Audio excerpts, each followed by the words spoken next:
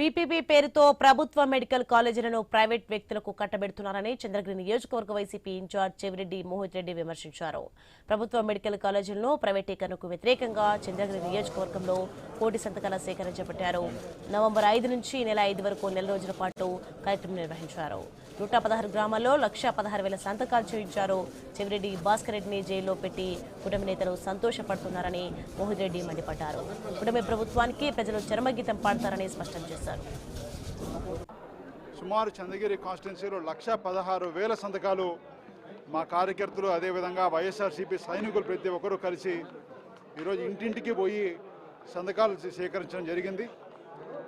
ఈ మెడికల్ కాలేజీలు రావడం, ఈ మెడికల్ కాలేజీలు పీపీపీ మోడల్ కింద ఈ ప్రభుత్వం చేపట్టిన చర్యకి వ్యతిరేకంగా నిరసనగా ఈరోజు ప్రతి ఊర్లో ప్రతి ఒక్కరూ కూడా ఎందుకు ఇలాంటి చర్యలు తీసుకుంటారని చెప్పి బలంగా వ్యతిరేకిస్తున్నారు.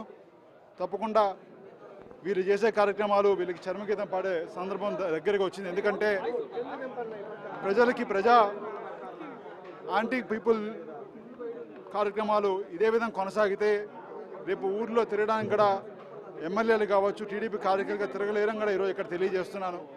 ఇలాంటి కార్యక్రమాలు ఇంకైనా వాళ్ళు మానుకొని ప్రజలకి ఉపయోగపడే 10 మంచి పనులు చేయాల్సిందిగా ప్రభుత్వానికి కూడా ఇక్కడి నుంచి హెచ్చరిస్తున్నాను.